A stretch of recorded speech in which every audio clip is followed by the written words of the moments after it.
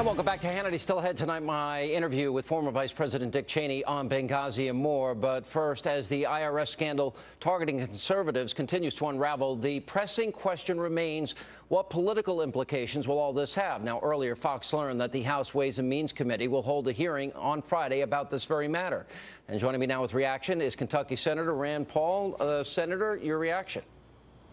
Well, you know, tomorrow morning I'll introduce a resolution that says, why don't we fire the IRS agents that abuse their power to target people for their political activities? The president says he's going to do something if they're guilty. Well, it sounds like there's already been an investigation and no one's been fired.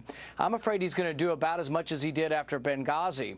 The people who made the decisions not to provide security were transferred temporarily, and they still work for the State Department. No one was fired. So it's a bit of faux outrage, and I wonder, what is the president going to do? So we are going to demand tomorrow in a Senate resolution that says to the president, Mr. President, if someone did this for political reasons, targeted groups, they should be fired. Well, they did do it. I mean, that's the point. It's pretty obvious. They've admitted they did it, and they came clean about it. I mean, I guess the scariest part of all this, Senator, and look, these are words you use all the time.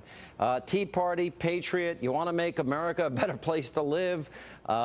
If you're critical of how the government is being run, the country's being run, you talk about the Constitution, the Bill of Rights.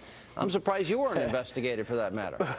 Well, yeah, that's a pretty big group of people, those who have been critical of the government. You know, when I think of this thing, I think of what Lincoln said. He says, you know, nearly any man can be tested and maybe meet up to adversity, but if you really want to test a man, give him power. I think in that sense, the president's failing that test of power because he has extraordinary power and he's supposed to be able to be wise enough to restrain himself. But he's using the power of government to investigate his enemies. He's tapping the phones of the press. And it turns out last year he signed legislation that allows him to detain an American without a trial and send them to Guantanamo Bay. This sounds like a president somewhat drunk on power, not cautious about how he uses power. All right, so we got the IRS scandal. We've got the phone tapping scandal that we're getting into tonight. And then, of course, Benghazi. I noticed that you challenged Hillary Clinton to a debate on that very issue. What's the status of that? Have you heard from her? I haven't heard back yet. But, you know, Ambassador Pickering did an investigation, and he said, well, the decisions happened well below the secretary.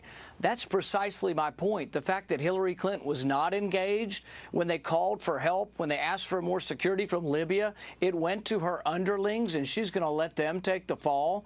Absolutely, that should have risen to the secretary, and that's precisely her mistake and why she should be held accountable, because it is her job to determine what information gets to her. And the fact that the plea for help, the plea for more security, the plea from Colonel Wood, all of these things came to her underlings, and she says, oh, I'm not responsible.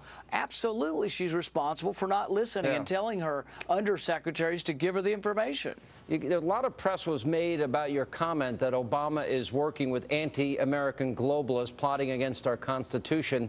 Your friends over at the Washington Post, all the liberals over there, I'm sure would love to hear your response. Well, you know, the one thing they can't get away from is there is a UN small arms treaty. We're not making it up. President Obama has sounded and acted in the UN as if he's supportive.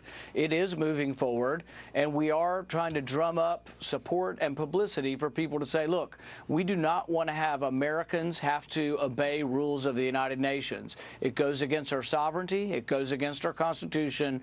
And, you know, they can caterwaul all they want, but I'm going to continue to keep heating it up for them because they need to know that we're going to obey rules passed by Congress, but not rules passed by some international body that has no binding on the American people. All right, I hear you going to Iowa. Should I read anything into you giving big speeches in Iowa and New Hampshire?